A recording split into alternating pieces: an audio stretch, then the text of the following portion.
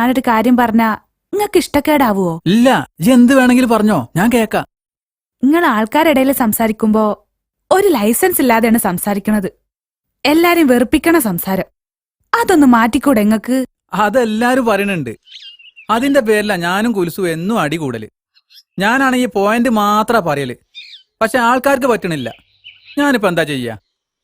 എനിക്കാണെങ്കിൽ തൊള്ളയിൽ വരുന്നത് പറയാതിരിക്കാനും കഴിയൂല. നമ്മുടെ കല്യാണം നടക്കണമെങ്കിൽ അതൊക്കെ മാറ്റണം. മാറ്റാൻ കഴിയില്ലെങ്കിൽ ഇപ്പൊ തന്നെ പറഞ്ഞോളി, ഞാൻ എന്റെ പാട്ടിന് പോവും. വേണ്ട വേണ്ട, മാറ്റാൻ കഴിയൂ, ഞാൻ മാറ്റിക്കോളാം. നല്ല കുട്ടി. ആൾക്കാരിടയിലേ നിങ്ങളൊന്നും മുണ്ടണ്ട.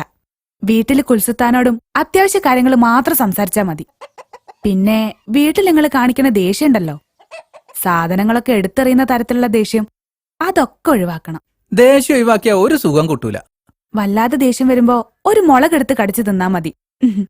എന്നാലും ഒന്നും പറയരുത്. അതാണ് നല്ല മനുഷ്യന്മാരുടെ ലക്ഷണം.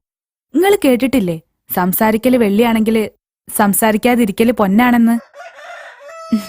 ഇന്ന് മുതല് നിങ്ങൾ പൊന്നാവണം. എന്താ, പറ്റൂലേ? ഞായറാഴ്ച ദേഷ്യം പിടിച്ചൂടെ? എന്താ ഞായറാഴ്ച പ്രത്യേകത? അല്ല, അന്നൊരു ഒഴിവ് ദിവസമാണല്ലോ. ആയിക്കോട്ടെ, പക്ഷേ ഒരു മാസത്തിനുള്ളിൽ അത് മാറ്റണം. സമ്മതിച്ചു. വീട്ടിൽ ഞാൻ ദേഷ്യം പിടിക്കണില്ല.